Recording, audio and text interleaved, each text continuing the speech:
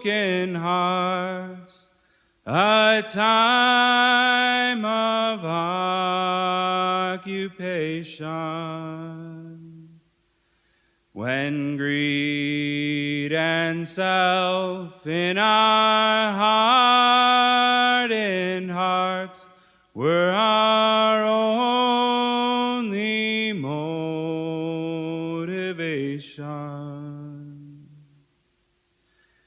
We remember when we were slaves, chained to our own desires.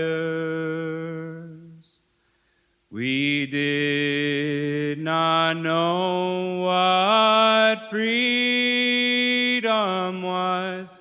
We were captive, crooked liars. We remember that glorious day when his armies battled for us. His blood flowed free from his open wounds, and on his back he bore us. Hallelujah, hallelujah, hallelujah.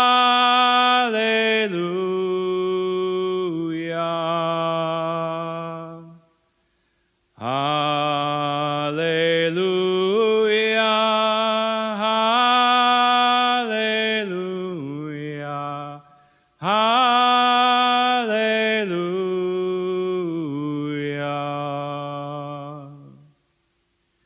We will walk and not grow weak. We will run and not grow tired. With strength that comes from him alone, and songs his hope inspires. Hallelujah, hallelujah, hallelujah.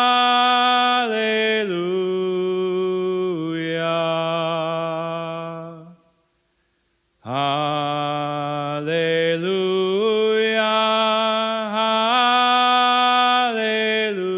hallelujah, hallelujah.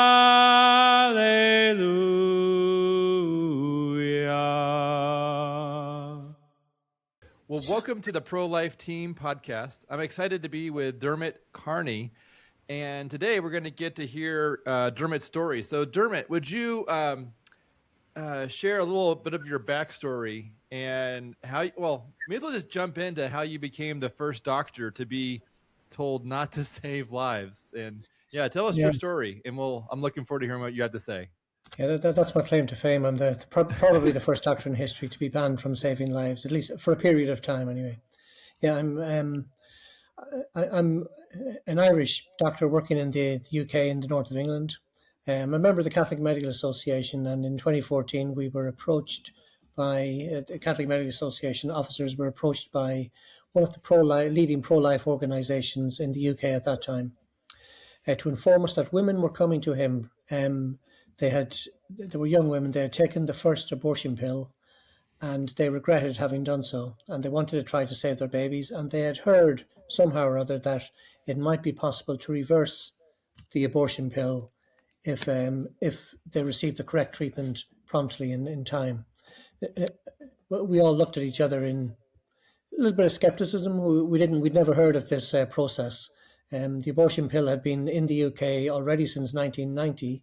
We knew that the majority of abortions, even at that stage, were now being carried out by drug-induced means rather than surgical means.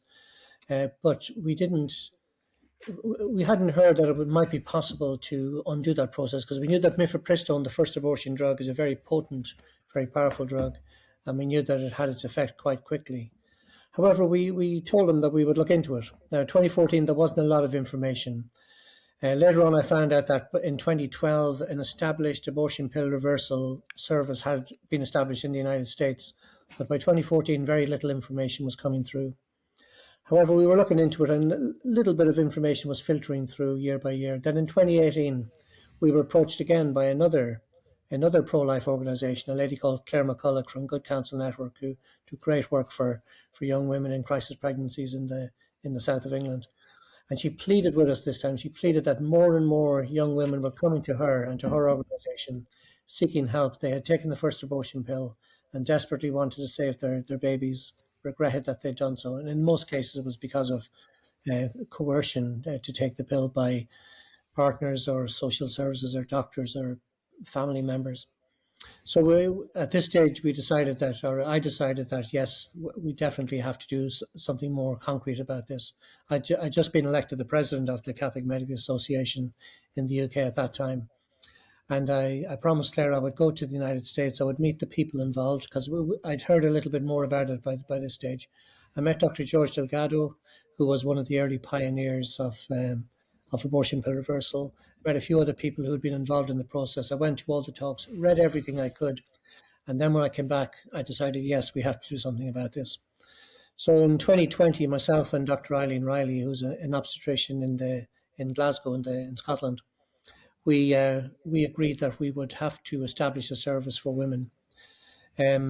We registered ourselves with the already existent abortion reversal network helpline that was run from Ohio in the United States, so that if any women rang or contacted that helpline from the United Kingdom, at least on their books they would have the name of at least 2 UK-based doctors who would be able to help them. And that's how we got involved. So myself and Eileen were doing this on a regular basis. In the first year, so between Eileen did the very first case in May 2020, I did my first case June 2020. And up from that time up until April 2021, so less than 1 year, we'd already saved 32 babies. And for a service that nobody knew anything about, that was pretty remarkable. Our success rate was around 50 to 55%. The US figures quoted a success rate of about 65%. And I think there are two main reasons why we had a lower success rate. First of all, because it was very unknown and there wasn't much awareness about it. The time to actually start treatment, so the time that the pregnant woman would actually hear about us or get information about us and start the rescue treatment that we were offering, was 25 hours on average. Sometimes less, sometimes a little bit more, but the average was 25 hours. Whereas in the United States at that time, it was well below 12 hours. That was the first thing. And the second reason is that in the UK, especially this was during COVID time, it was really difficult to get ultrasound scans at an early stage. Whereas even at that stage in the United States, it was very possible, because abortion pill reversal and crisis pregnancy centres are so plentiful, that a mother could walk into a crisis pregnancy centre, get an ultrasound scan to see if her baby was still alive. And if the baby was still alive, that mifepristone hadn't had its fatal effect, then it was worthwhile continuing with the treatment. Whereas we didn't have that luxury, so we were starting treatment with blind faith, hoping against hope that the baby might still be alive. And it's very likely that at least in some of those cases that the baby was already deceased before we actually started treatment. But nevertheless, we had a success rate of 50 to 55%, which was, given that the alternative of not giving treatment was a survival rate of less than 20%, that's actually very good. So that's how we got involved. And so myself and Ali were doing this. Some weeks we were getting up 5 or 6 calls a week. The average was probably about 3 or 4 calls a week. Sometimes, especially at weekends, you might get 3 calls even in one day, and do our best to try and save all of them. Wow. But in April 2020, the end of April 2021, both of us simultaneously received an email from the General Medical Council. That's the regulatory licensing body in the United Kingdom that allows doctors to practice medicine, to say that serious allegations had been made against the two of us, that we were possibly guilty of professional misconduct for offering this unique service to women. And we were ordered to attend a tribunal 2 weeks later on the 12th of May 2021, where we would have to basically present our case, and our opponents would present the allegations made against us, and a decision would be made on the day whether or not we were guilty of professional misconduct, and if we were, then sanctions would be applied to us. And that's what happened. Luckily, within 2 days, because I had to inform the pro-life organisations in the United Kingdom that we were no longer able to offer this service in case there were, because some of the calls were coming to us through the local pro-life organisations, while most of them were coming from the American-based helpline. But we had to inform them, and Christian Concern with their legal team, the Christian Legal Centre, heard about this, and within 2 days, so we got a notification on the Wednesday, and by Friday morning, their chief executive, Andrea Williams, had already arranged a Zoom meeting with myself, Eileen, and herself, and two of her leading barristers or legal people to decide a strategy. I remember very clear, because I thought we didn't have a hope. Once the GMC accepts a case against you, the chance of being successful in defending yourself is very, very low. And I thought there was very little we could do, that a complaint had been made, we would be found guilty, and we would have to stop doing it. And Andrea Williams pointed at the camera and she said, "No, we will not accept this. This is unjust. It's wrong. We will fight this and we will win this." And I thought, well, okay, if you really think we can do it. I said, it's going to be very expensive. He says, "That's what our money is for. We'll give you a free legal service, a pro bono service," which they did. And they organised a very, very good strategy to deal with this. And eventually, because the sanctions were imposed upon us, that both myself and Eileen were, sure enough, when the tribunal came around, we were both found guilty of professional misconduct. In fact, the GMC wanted us to be suspended completely, entirely from practicing medicine in the United Kingdom. The tribunal thought that was probably a bit extreme and disproportionate. Especially this was at a COVID time when they were pleading with doctors to come out of retirement and to come back from the dead to treat patients because of the COVID crisis. So they imposed sanctions upon us. And in my case, I was banned from, I must not prescribe, administer or recommend progesterone for abortion pill reversal. I must not participate in any private medical services without written permission from the GMC, and I must not do any medical voluntary work. So they covered all angles to make sure that I didn't become involved or stay involved with the service. The maximum penalty was 18 months, which they imposed upon us. So we were banned from doing this for 18 months, at which time it would be reviewed. So my legal team took exception to this and decided, first of all, we got evidence. We got evidence from an expert witness who was an obstetrician who actually performs abortions, so didn't have any conflict of interest on her, working with us. But he looked at the allegations and he thought this was ridiculous. So he wrote very strong responses in my favour, as I did myself. I had to answer all of the allegations. We got several witness statements from a lot of the girls that we had helped. We could have got about 40 or 50, but Mike Phillips, our leading barrister, said, no, 10 will be enough. We don't want to overload the court. So we got 10, and there were all different statements. There were some statements from some of the girls who'd already had their babies and were very happy that they had received the treatment. Some were from some of the women who were still pregnant and waiting to have their babies. We got a couple of statements from women who had tried the treatment and it hadn't worked. I mentioned that our success rate was about 55%. So these were two of the 45% where it hadn't worked, but they were so grateful that somebody had tried to help them. And we even got two statements from women who, having discussed it with me, decided not to go ahead with the treatment. They decided to proceed with the abortion. In both cases, it was because of coercion from other people. But that was very important, because one of the allegations against me was that I was somehow or other forcing my pro-life and my Christian beliefs on vulnerable women. So the fact that women were allowed to walk away without any coercion was very important. And about a third of the women, about 33% or 34%, who initially contacted us decided that they would like to save the babies, but for various reasons that they couldn't or wouldn't. Or sometimes it was too late. They were already bleeding very heavily or had severe cramps, so it was a little bit too late to organise treatment for them.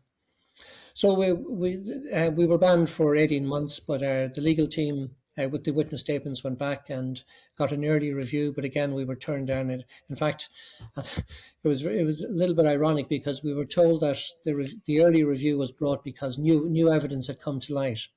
Now, we knew that we were the only ones who had provided the evidence because our opponents, the abortion industry, which was basically the Royal College of Obstetricians and one of the leading abortion providers, Mary Stopes International, we knew they had no evidence. They were desperately trying to find evidence, but they couldn't find any evidence.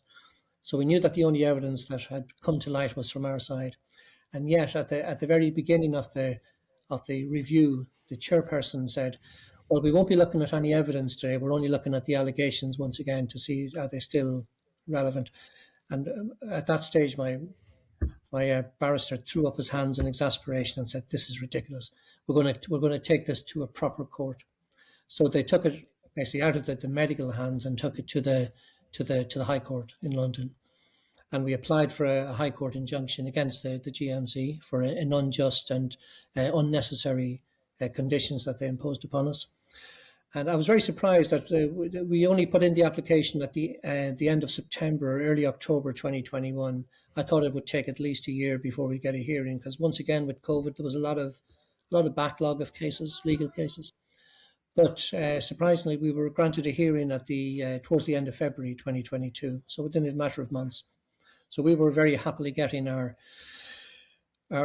case together, getting our witnesses ready waiting for our day in court. And 6 days before the court hearing was due to happen, I got a phone call from Mike Phillips, my barrister, to ask me, had I heard the good news? And I said, no, I haven't heard anything. He said, well, the GMC have dropped the charges. You're going to be allowed to do the abortion reversal again. And then half an hour later, I got a confirmatory email from the GMC to say that they had, having reviewed the situation and their case investigators, having examined all of the witness statements, they decided that the words they used was no prospect of finding any evidence to support the allegations of professional misconduct. Now, I think it's very likely that they didn't want to go to court. We wanted to go to court, and in a way, it was a little bit disappointing that we didn't get the opportunity because we knew that we'd win. Because what would have happened on the day is the judge would have said, okay, what are the allegations? And they would have presented there was 10 specific allegations against me. And the judge would have said, fine. And then he said, okay, well, now what evidence do you have to support these allegations? And they would have been able to say, well, Your Honour, we don't have any evidence, Your Honour, but we don't like what that guy's doing. And, we have to put a stop to it. And that would have been, a disaster for our opponents. So they couldn't have taken that risk. They would have had to pay court costs, which would have been quite costly. There would have been a lot of publicity about that because everything would have had to go into the public domain. Whereas at the moment, some things are that did take place are were not allowed to release or haven't been allowed to release.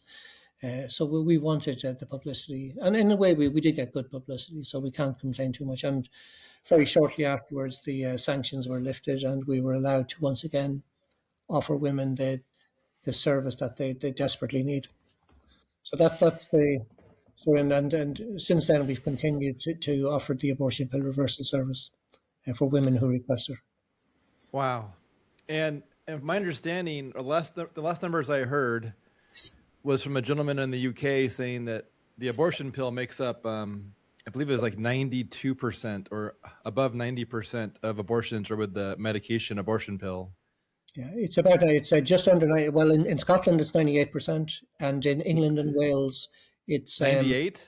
98% in Scotland. England and Wales, it's about 87, 88%. And okay. Overall, just under 90%. But the vast majority are performed by these poisons, these drugs. So I want to put a plug in for Dr. Delgado's book where you wrote a chapter. So there's a book called Abortion Pill Reversal, and and you're the chapter in there where you wrote it. Let me find there. Yeah, where it says, the first doctor to be banned from saving lives, chapter 23.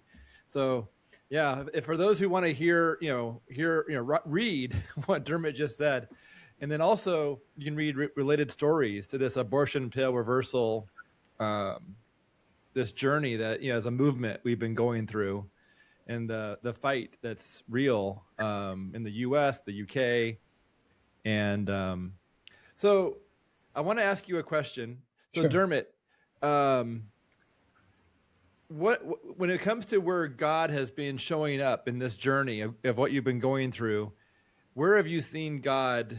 Where have you experienced Him throughout this journey? Or can you think of a story where it sort of made it real when it came to seeing God's fingerprints protecting, or being involved? Where have you seen God involved in your story?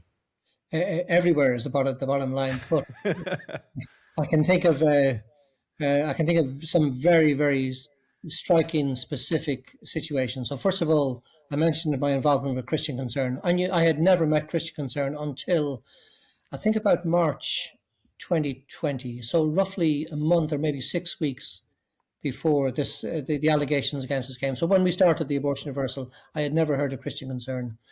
I only became involved because, as you mentioned, the majority of abortion pills in England the majority of abortions are now performed by these drugs, these chemical means. And then with COVID, a new law came into existence in the United Kingdom. So up until the start of COVID, a mother could not receive the abortion pills without a face-to-face consultation. So they introduced this pills by post, which has been disastrous for several reasons, and has led to a lot of complications for mothers and their babies. So there was a campaign initiated by Christian Concern about care for women, and they heard that I was involved in providing this abortion pill, and they asked me to join the coalition of this care for women, where we presented our case to members of parliament, to a parliamentary committee, the dangers of not only the pills themselves, but the whole process, and how easy it is for sex traffickers to hide behind the pills by post, for coercion to be rampant. So we presented all our allegations, and that was in March 2020. That was my first involvement with Christian Concern. So the very fact that I came across them was a key feature in helping us to achieve the success we did.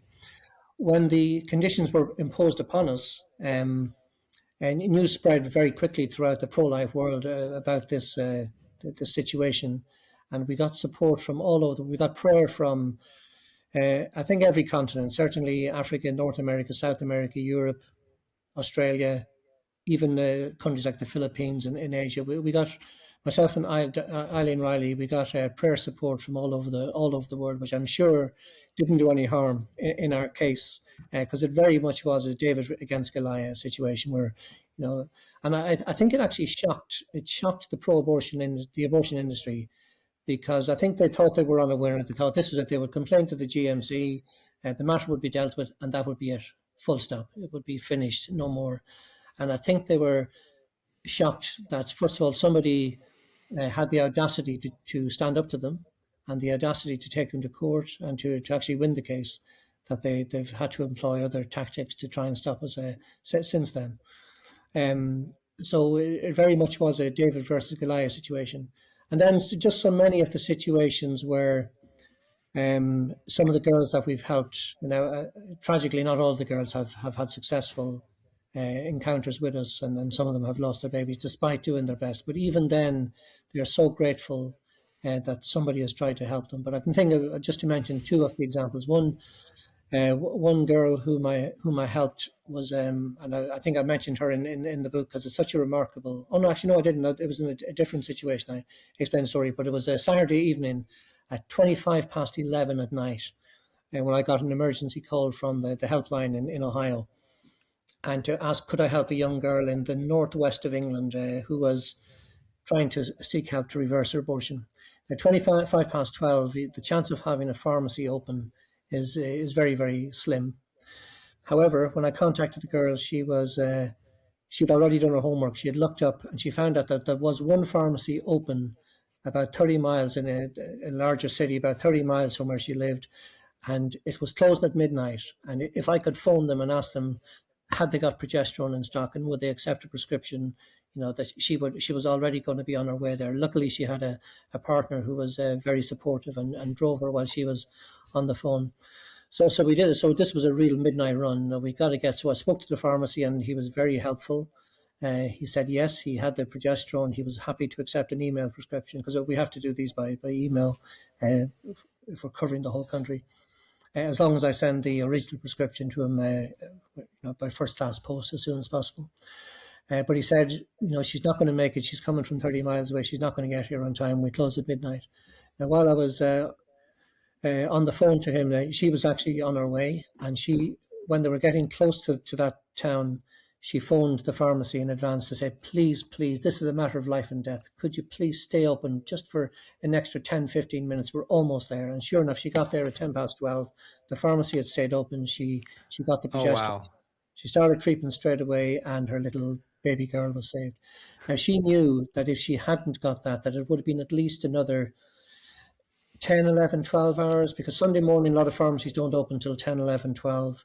And she, that time was of the essence. So starting treatment as soon as possible, she knew could be literally a matter of life and death.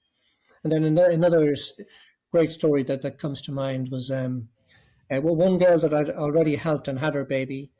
Another girl who had made the same mistake as she did knew about her because they lived in the same town. She knew her. She knew that this baby had been saved, and she contacted the girl. She'd taken the abortion pill early on the Saturday morning. She regretted what she'd done. She contacted this girl to know. She'd heard about me but didn't know how to contact me. Could they get my phone number or some contact details so that she could contact me? And so it was a Saturday afternoon in December, and I got a phone call. Normally, if it's a number I don't recognize, I presume it's going to be some sort of spam or something that I really don't want to take this. So I was tempted to just switch it off. But so a little voice inside said to me, "This could be an important call. You got to take it." So I did, and sure, it was one of the girls looking for. And again, she'd only taken the mifepristone, the abortion pill, a few hours earlier. And so we were able to get treatment for her that Saturday afternoon. And again, 7 or 8 months later, she had her little baby boy this time. So these sort of stories, when little miracles in their own right, have happened. Of course, there've been lots of disappointments, and there's times I get, I have crosswords with God. Why did this little baby not survive, and how did you let this? She did everything she could. I did everything I could, and sometimes we don't have the answers to why evil prevails. Why good people? Sometimes bad things happen to good people, or bad things happen when you're trying to do your best. But yeah, presumably we'll find out what the answer to some of these questions in good time. Yeah, I was listening to Dr. Delgado recently talk in a webinar, and he was sharing how there's when a certain type of blood mixes with an abortion, the woman's body may end up having miscarriages from that point forward based on a certain medical situation, and it makes me wonder, if someone's doing an abortion pill reversal. The progesterone may be working, but there may be a miscarriage already in the works. And so I think 25% of pregnancies end in miscarriage or somewhere, in that ballpark. And so even with APR, sometimes that baby was, that baby's life was going to be very short already if it was going to be a miscarriage in some situations. Absolutely, and that is a consolation to some extent. And I mentioned that 50-55%. That's live births, by the way. So if you look at, and I've discussed this with George Delgado a few times, that maybe I'm a little bit too hard on ourselves, because we do realize that some of the girls do have natural, spontaneous miscarriages later on, because our success rate to birth is 50-55%. But if you look at our success rate to 28 days after they've taken the mifepristone, it is over 60%, so 61-62%. Yeah. So I think it's very likely that some of those that we've lost between those initial early stages after mifepristone and the 28-day period are natural miscarriages. It probably works the other way around too, mind you, because one of the common causes of early miscarriage is low progesterone levels. The mother is not producing. And thus, by giving the progesterone, even if the mother hadn't taken mifepristone, she may have been at risk of losing her baby by natural miscarriage. And us giving her the progesterone at those early stages in the first trimester up until we usually continue till about 13, 14 weeks. So that in itself might have saved some babies that maybe even would have survived the mifepristone, but would have died because of a natural miscarriage, because of low progesterone levels anyway. So it's certainly, it's worthwhile. We know progesterone is safe. It's been used in pregnancy for 50, 60 years. We know that it doesn't do the baby any harm. We know it doesn't do the mother any harm.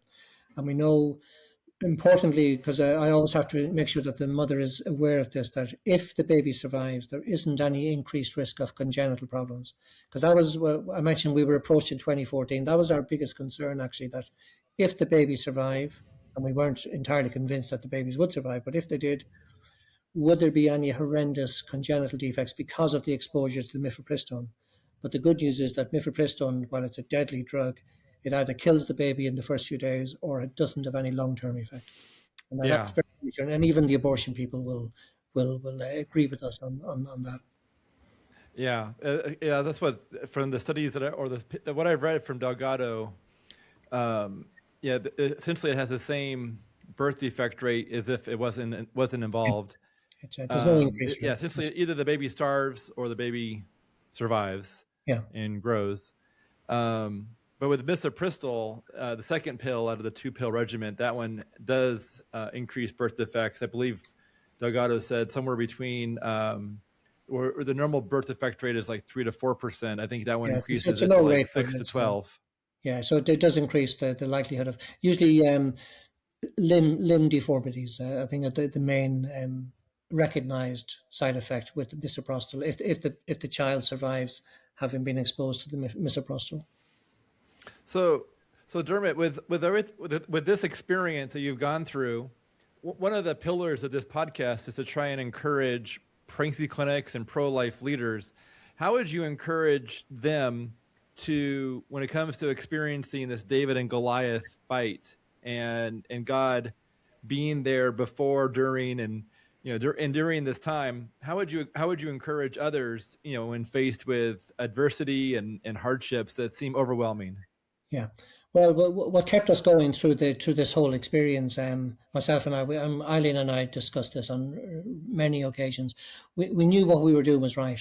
So if we had been doing something wrong or something dubious, then yes, that there would have been a strong case against us, and there would be an element of shame and regret.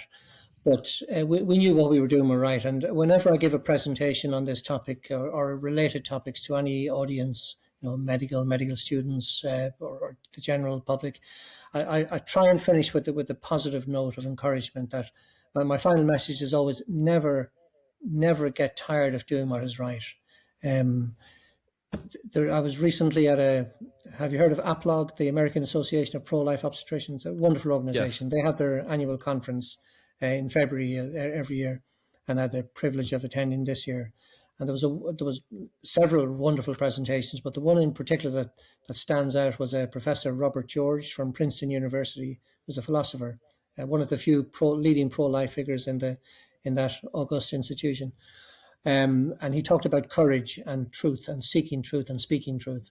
And he put some great. I wrote down so many comments that he made that they were all sort of worthy of reiterating and bringing forward again and again. And he talked about courage, and courage being a wonderful virtue, but also it's when we lack courage, when we're cowardly, that can have a tremendous adverse effect on other people. So by showing courage, it can really inspire other people to do the right thing. So it's directly out of St. Matthew's Gospel in chapter 5, be the salt of the earth, be the light of the world, so that others will see the light of Christ in your life and will be inspired by your example.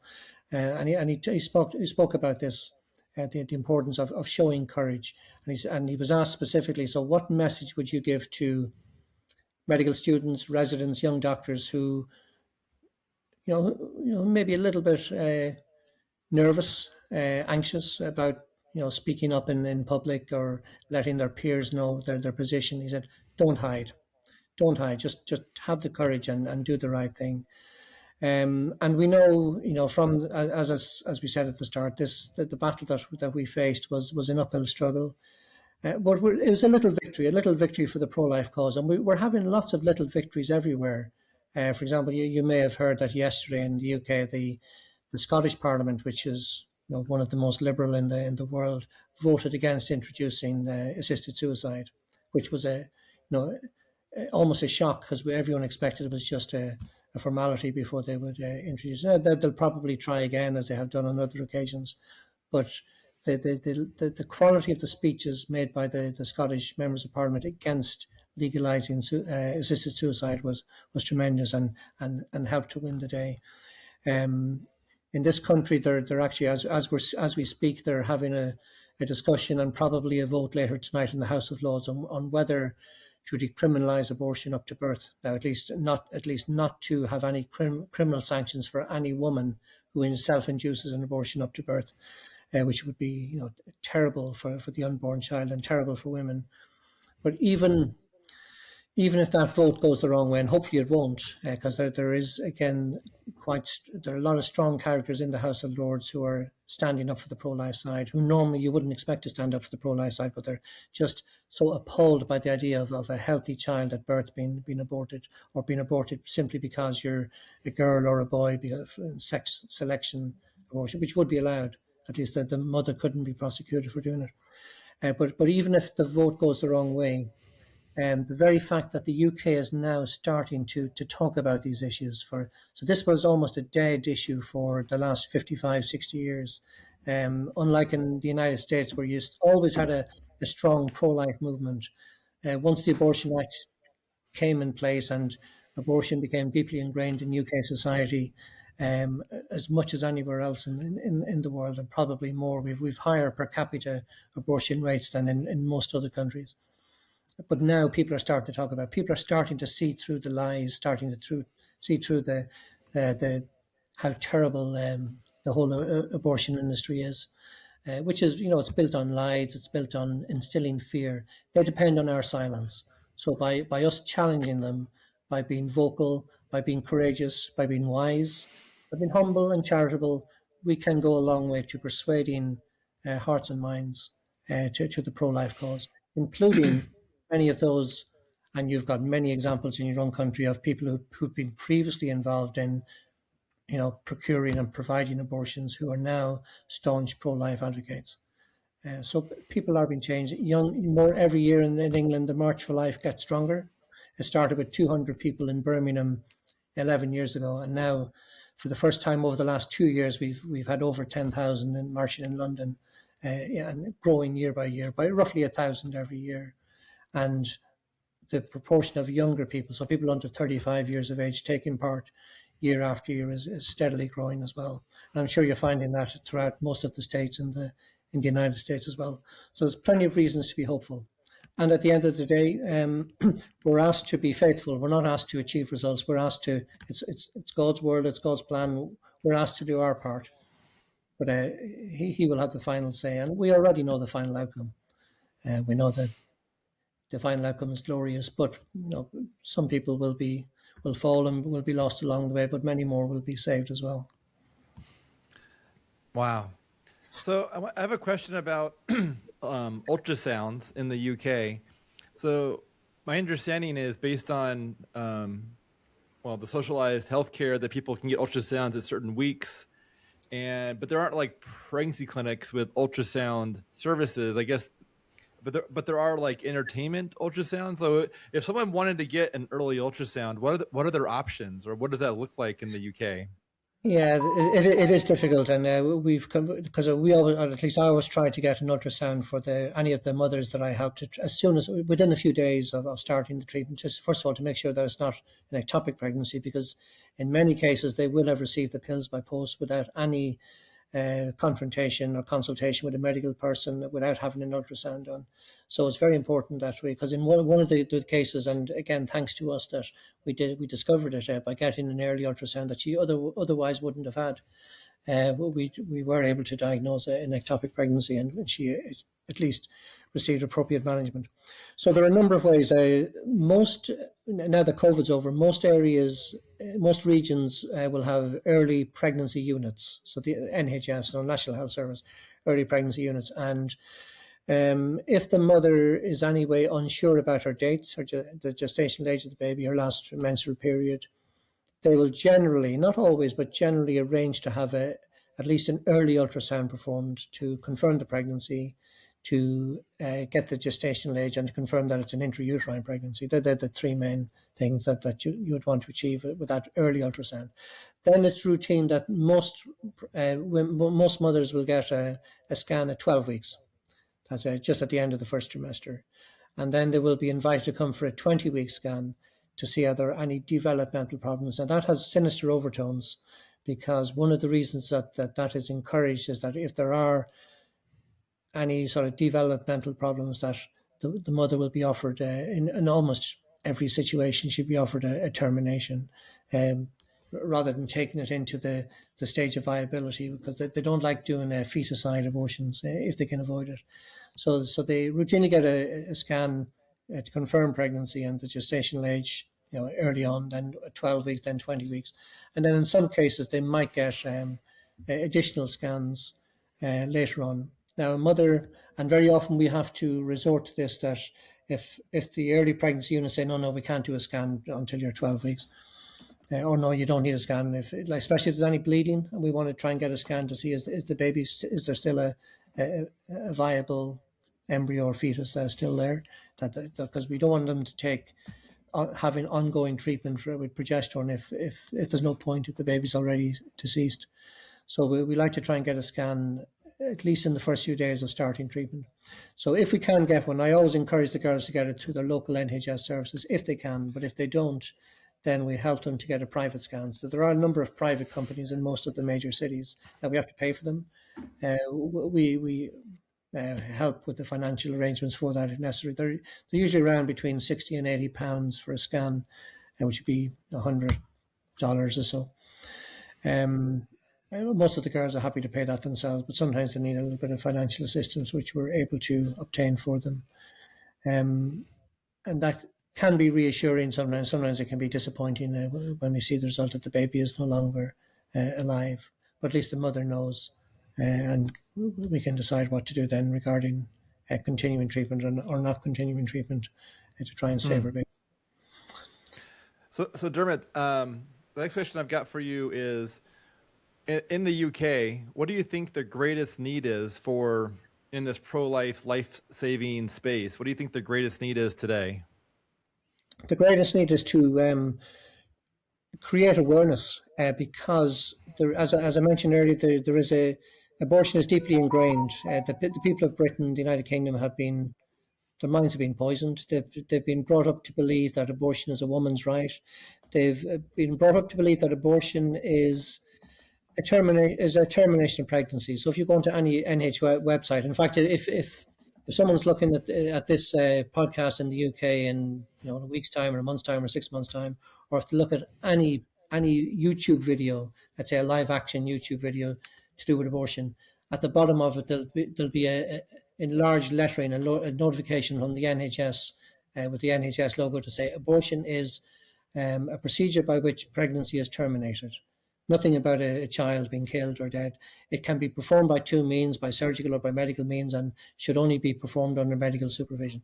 So it's misleading. So you're getting this misleading information, and unfortunately, a large percentage of the UK population have fallen for this. They look on that. They do not believe that in early pregnancy that the child is a living human being. They do not believe, even though it's scientifically beyond any doubt, that life begins at the time of fertilization, at the time of conception. They do not believe that.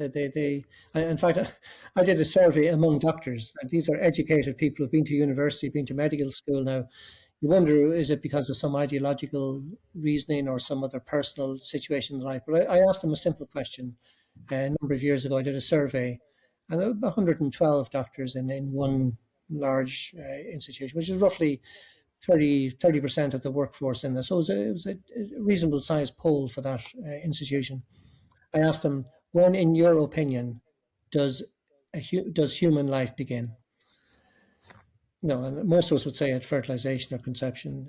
And the largest group, that was the answer they gave, but that was only 38%. So 38% said yes, human life begins at the time of fertilization or the time of conception. That means that 62% either didn't believe that or didn't know that or didn't admit to that. The second largest group, the second most popular response was at birth. That was 34%. So 38% of doctors, educated people, said life begins at conception, which is the correct answer. 34% said it begins at birth. And then in between, you had sort of viability and heartbeat and sentience and other things. But that was remarkable, and that struck me that we have a lot of work to do to educate not only the general public, but to educate the medical profession. So the human fetus is not just a clump of cells. It's not just a piece of tissue. It's not just a blood clot. It's a real living human being. And we were all at that stage of our lives, appropriately so at that stage of our lives at one time. And so that's the message. So education, I think, is the biggest thing we got to get across. And with education, at least it gives us a chance of changing hearts and minds. We need to create awareness of things like the abortion pill reversal, awareness of the pro-life movement, awareness of the great work that the pro-life pregnancy centres are doing for women with crisis pregnancies and for families in difficult situations. We need to overcome the lies. As I mentioned earlier, the abortion industry has always been built upon lies and instilling fear, and ours is built upon truth and courage, and in love, expressed in love. Theirs is expressed in hatred of what's good and beautiful and true. Ours is expressed in love, but courage and telling the truth. So I think that's what eventually will win, as it did with slavery and apartheid and other horrific human rights abuses over the ages. Wow. When it comes to getting encouragement and support from the Bible, what Bible passage do you sometimes think about when you're trying, as you're going through this pro-life journey and working tirelessly to help? What Bible passage have you thought about quite a bit? Again, there's so many of them, but actually my favorite Bible quote, and it is relevant for the work that I'm doing, but maybe not in the inspiration, but my favorite Bible quote is the woman caught in adultery who's brought before our Lord, and they ask, this woman, should we stone her? What should we do? And he's writing on the ground, ignoring them first of all, and then eventually says, "Let the one among you who is without sin cast the first stone." So I was accused of, being judgmental in the letter from the Royal College of Obstetricians to the GMC about myself and Dr. Riley. We have a copy of the letter. It's almost unbelievable what they said. They wrote that we're not so much concerned about the treatment because we know progesterone is safe. However, we're concerned about the people involved. One of them is the president of the Catholic Medical Association, and therefore could not be trusted to provide non-judgmental appropriate support for these vulnerable women. So that was in the words of the RCOG. There's anything from the truth. And any of the girls that gave witness statements said, absolutely not. He was very nice and loving and kind and didn't judge us in any way. And 33% of them walked away and we let them go. So that's my favorite Bible quote, and it's certainly relevant in this situation. Then all of the other ones about don't be afraid. I am with you always. Blessed are you when you're persecuted on my name. You rejoice and be glad. Your reward will be great in heaven. I was asked this. Have you heard of a guy called Travis Rusko? He does a podcast in the Pennsylvania area. He's a Christian podcast and a great guy. He was the very first person to interview me about this. He saw my story on Twitter or something and contacted me, and he put me in contact with Upload, so I'm deeply grateful to him. So a shout out for Travis. But he asked me that question. He said, many of my listeners will want to know, how does your faith sustain you throughout this? Is there anything you can say?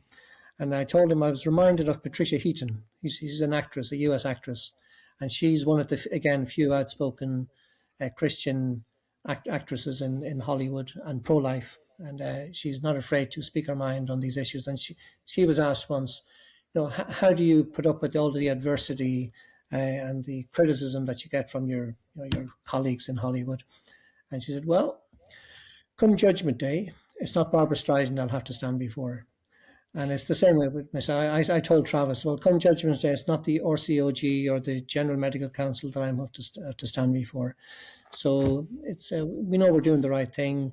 We should rejoice and be glad when we're persecuted, because not only because we're doing the right thing, but it brings publicity. It creates greater awareness for the general public, and it's, in my case, it certainly opened up many opportunities for me to meet so many great people all over the world over the last 4 years since this all came to light. Wow, that's good.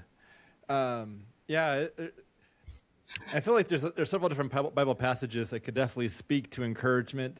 I was recently, my family and I, we went to a Renaissance festival here in Arizona, and when we were there, it was pretty dark. There's a lot of people that were dressing up, and it was like some people were dressing up like Renaissance festival clothing, but then some people were wearing like looking somewhat demonic, and then there was trans people walking around. Yeah. And after being there for about an hour and a half, my daughter, who's 11, asked if she could look up a Bible verse on my phone. She looked at Psalms 1, where it says, "Blessed is the man that walketh not in the counsel of the ungodly, nor standeth in the way of sinners, nor sitteth in the seat of the scornful." And then she looked at us and said, "Can we go?" And because we were in a place that was dark, and it just makes you think of some of the places that you were, where they were dark, and you were being asked to do dark things, or being told you couldn't do good things, and just how good it is to not have to be under the counsel of the ungodly. So I feel like Bible has so many layers to it. The Bible passages that I read, and it feels like sometimes the last thing that I read seems to apply best to the current thing I'm facing. Yeah. And it's not like you have to have the perfect match. So Dermot, how might people that are listening best pray for the UK? Like, what would that look like for people to pray well for the UK and what you guys currently need? Yeah, well, prayer is always welcome, and praying for the many groups that face challenging times. So we have our own March for Life. A lot of you have probably, you would have known Isabel Vaughan-Spruce. She's made the headlines she's been arrested 3 times for praying silently out in what they call them the safe access zones, but they're censorship zones that we're not allowed to pray or have any pro-life demonstrations or literature or signs within 150 meters of abortion clinics in the UK. In fact, in some council areas, it's up to 500 meters, but 150 is the minimum. In Scotland, I think it's 200 meters. They're not allowed to have. But as Isabel has stood within those buffer zones and has prayed quietly and has been arrested 3 times.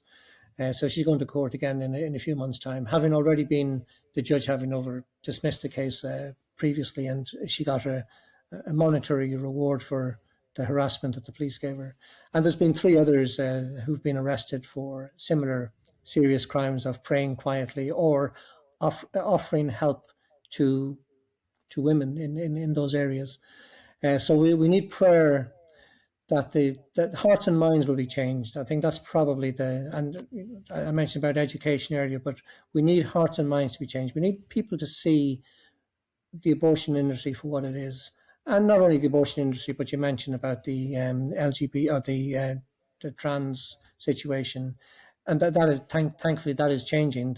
More and more people are having the courage to speak up for children, so that children will not be abused in the way that they have been, that they will not be subject to operations and puberty blocker treatments that very often will destroy their lives. So these little people are starting to wake up, but we need, especially in the abortion area, we need to get people to become more pro-life in their attitude, and to see the value of the inherent value of human life from beginning to end, not just postnatally, but even to recognise that the humanity of the preborn child. So we need prayer that hearts and minds will be changed.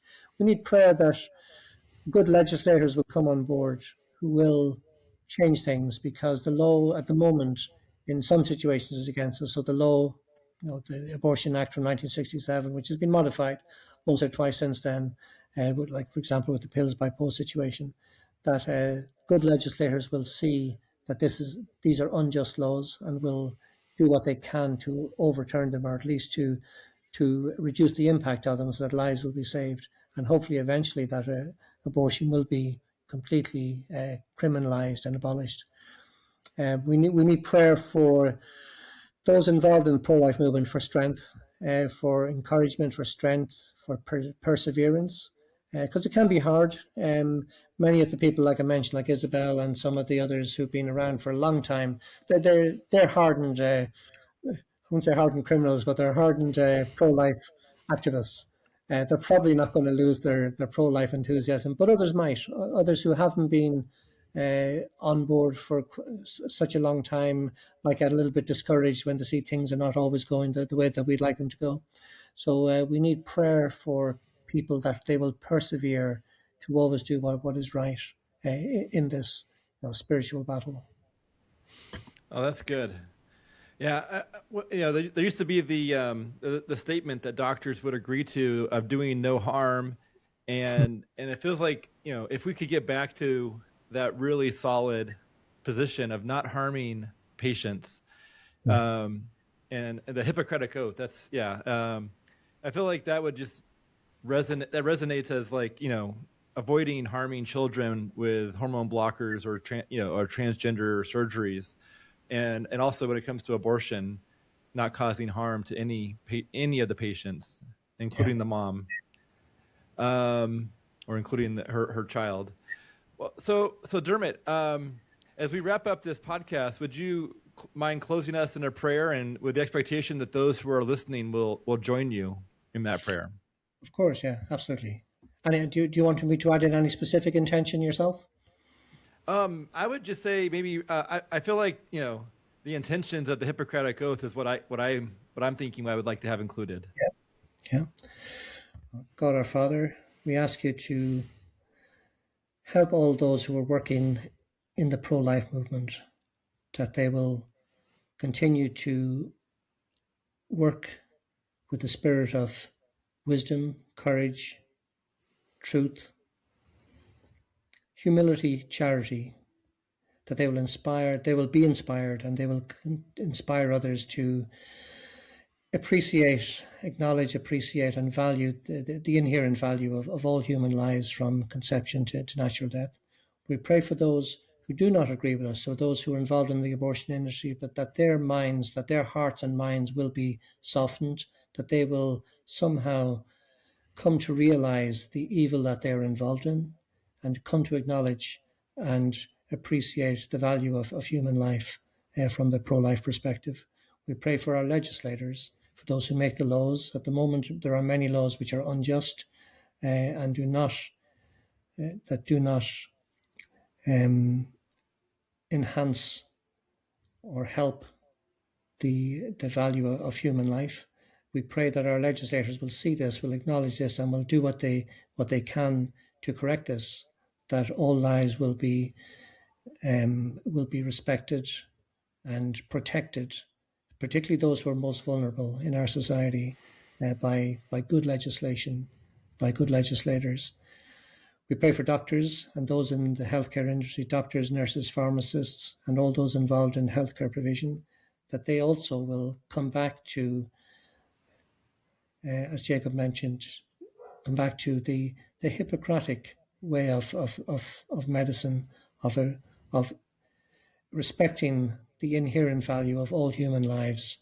I think particularly going back to the formation of the World Medical Association after the Second World War in 1948, when the Declaration of Geneva was formulated, which was the new modern-day Hippocratic Oath, and it specifically mentioned that doctors would never again be involved in crimes against humanity, and that they would solemnly vow to respect and value respect the inherent value of all human lives from the time of conception, and that doctors and all healthcare professionals will once again adhere to those Hippocratic values, respecting all human lives. And we ask these petitions and all our prayers through Jesus Christ our Lord.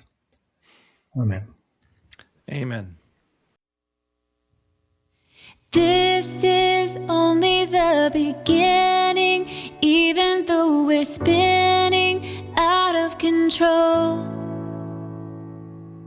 This is only the beginning, even though it feels just like the end.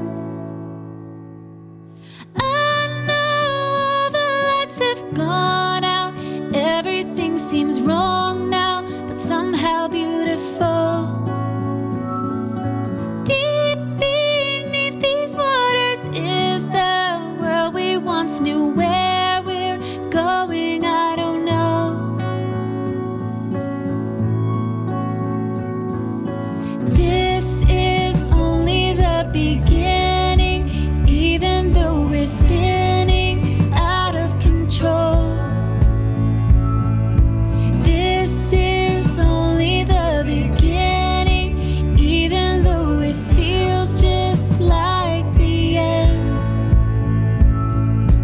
I know all the lights have gone out, everything seems wrong now, but somehow beautiful.